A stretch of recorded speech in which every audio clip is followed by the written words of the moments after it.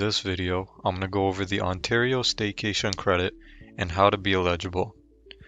The Ontario Staycation Tax Credit is a temporary tax credit that encourages Ontario families to explore the province.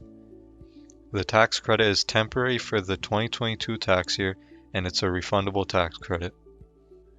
In order to be eligible for the tax credit, you must be an Ontario resident.